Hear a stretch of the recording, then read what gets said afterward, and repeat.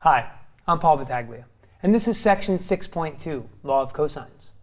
I think one of the biggest things I would like to get through to my students in section 6.2 is not only obviously how to work with the law of cosines, but how to distinguish between using this law versus the law of sines.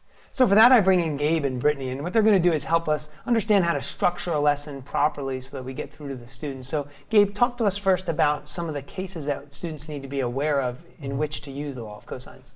So in 6.1, we talked about the law of sines, Right. and in that discussion, we talked about the two cases which we can use the law of sines. Okay. So in the law of cosines, we introduced two more cases Right. where we can find things out about certain triangles. Okay. And the two cases in this section are going to be side, side, side. So where we know the three sides of the triangle, Sure. we can use the law of cosines to find the three interior angles. Okay. And also, if we have a side angle side triangle, so we know a side, the included angle, and then another side, we can use the law of cosines to find out the rest of the information of the triangle. And I think it's important that your students recognize that it's great to know these cases. Mm-hmm. However, if they don't, what I always like to stress to students is don't get hung up on not knowing them per se, because as you get into a specific law, you'll probably know that whether you're using the right law or not, because you will either have one unknown or too many unknowns, right?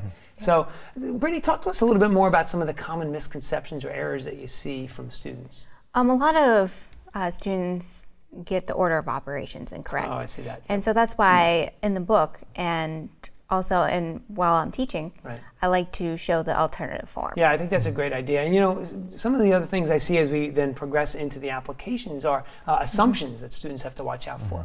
Just as a specific example, there's an example that we give in our textbook that involves a softball field. Could be a baseball field, wouldn't matter. But the diagram would show the distance from home plate to the pitcher's mound and from pitcher's mound to first base. And the common assumption I see here is that that's a right angle. And we want students to understand that that's not necessarily true.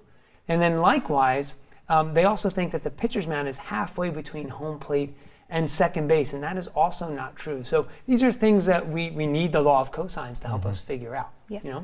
So finally, I'll give you an activity maybe that you can do with your students that maybe could just jazz it up a little bit. And so what I like to do is I actually like to present my students with an image that I've gotten online of perhaps our own campus at school. And what I'm looking to do there is maybe even take them outside. And I might even measure parts of that campus so I get some side lengths and form a triangle between 3 points.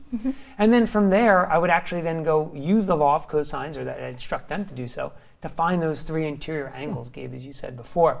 And I think what you can do here is to make this simple. Try and pick areas of your campus where you might even know some of the lengths. Like we know a football field is 100 yards long, or if you have a baseball field back there, it might be 90 feet from one base to the next. So whatever you know that's easiest, try and do that. If you really want, you can go take a tape measure out there, have the students measure some things as well.